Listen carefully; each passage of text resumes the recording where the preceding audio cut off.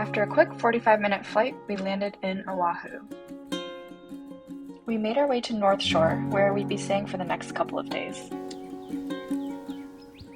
Our Airbnb was so nice, and getting to see this view every day was unreal.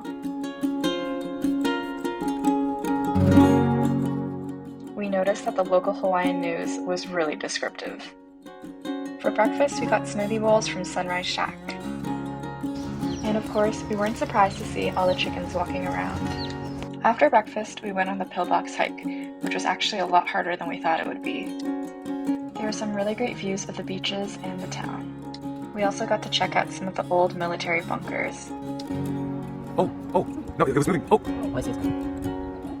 Oh, wait, I see it. Oh, that's a tail, right? that's the head. Oh, that's a head? Wait, is it a head?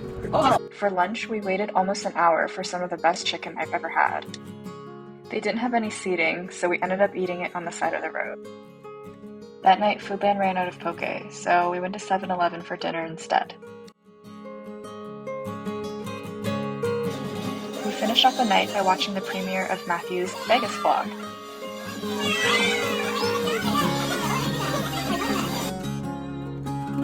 The next morning, we headed out for a little road trip around the island. We obviously stopped at Foodland to stock up on poke. Our first stop was at the Botanical Garden, and we had a picnic here in the parking lot. The views here were absolutely indescribable. I don't think I could ever get used to the feeling of being surrounded by the trees and the mountains.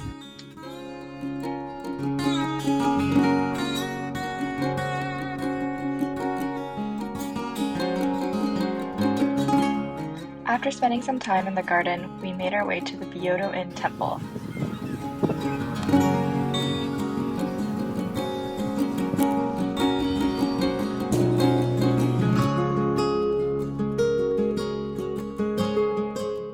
After the temple, we tried some traditional Hawaiian poi. We also had to try the iconic pies from Ted's Bakery.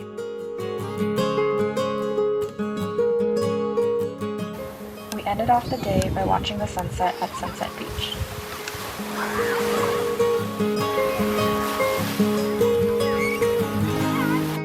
The next day, we went snorkeling.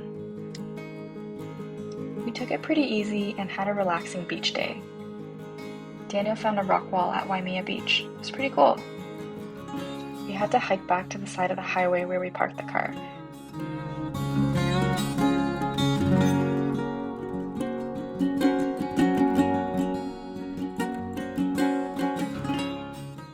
Our final destination on this trip was Waikiki. We were pretty excited to spend some time in the city and explore the downtown area.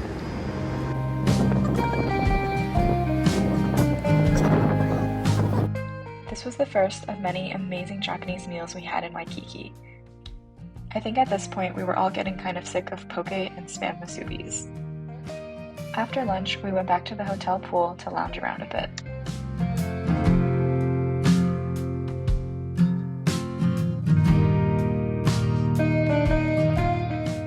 This was the most expensive meal of the trip.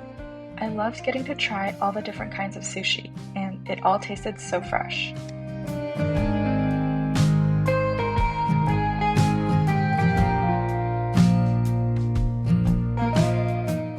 The next morning, we woke up super early to get a sunrise hike in.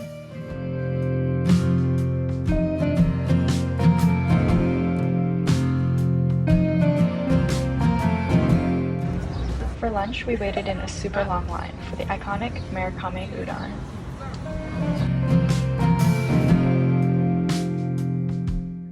It was definitely worth the wait. The udon was so delicious.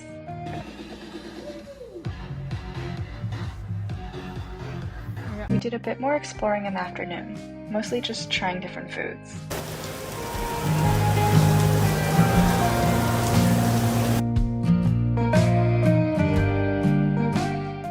For our last meal, we went to an izakaya.